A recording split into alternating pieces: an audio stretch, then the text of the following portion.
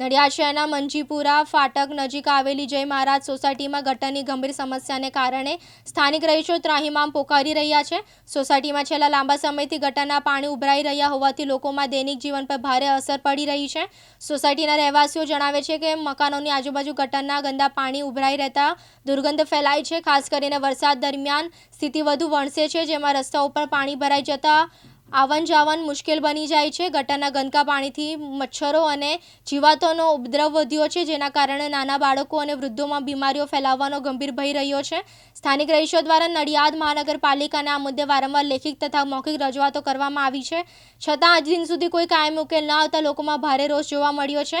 રહીશોનું કહેવું છે કે ક્યારેય તાત્કાલિક સફાઈ કરવામાં આવે છે, પરંતુ થોડા દિવસોમાં ફરી ગટર ઉભરાવાની સમસ્યા યથાવત રહે છે।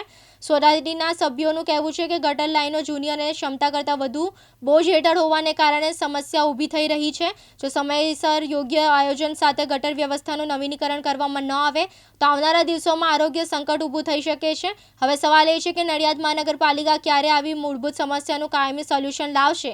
રહેવાસીઓ તાત્કાલિક અસરકારક કાર્યવાહી, ગટર લાઈનોની સફાઈ સાથે પુનઃનિર્માણ અને આરોગ્ય વિભાગ દ્વારા ચકાસણી કરવાની માંગ કરી રહ્યા છે, જેથી લોકો આ હાલાકીથી મુક્ત થઈ શકે।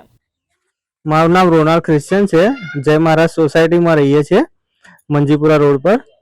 સમસ્યામાં એ છે કે અવારનવાર ગટર લાઈન અહીંયા ઉભરાઈ જાય છે, ગટરનું પાણી રસ્તામાં ભરાઈ જાય છે। નગરપાલિકાને 5-5, 6-6 વખત જઈને કમ્પ્લેન કરવા પર એ લોકો આવીને સાફ કરી જાય છે, પણ પાછી એની સમસ્યા 2 દિવસ ફરી પાછી ઉત્પન્ન થઈ જાય છે। અને આ સમસ્યા માટે ઘણી વખત રજૂઆત કરી, ઘણી વખત, પણ એનો કોઈ નિકાલ આવતો નથી। એમને કહીએ છે, હવે અહીંયા નાના નાના છોકરાઓ છે, કઈ પણ બીમારી થઈ જાય, પણ નગરપાલિકા તો કોઈ ધ્યાન આપવા તૈયાર જ નથી।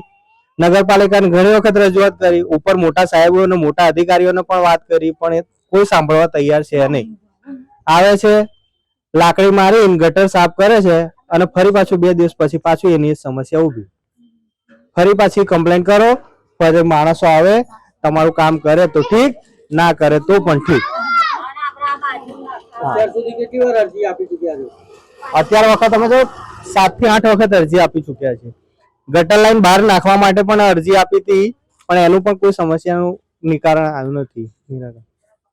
મારું નામ રેખા છે। અમે જય મહારાજ સોસાયટીમાં રહીએ છીએ। ગટર વારંવાર 15 દિવસ થાય છે, ઉભરાવાનું ચાલુ થઈ જાય છે।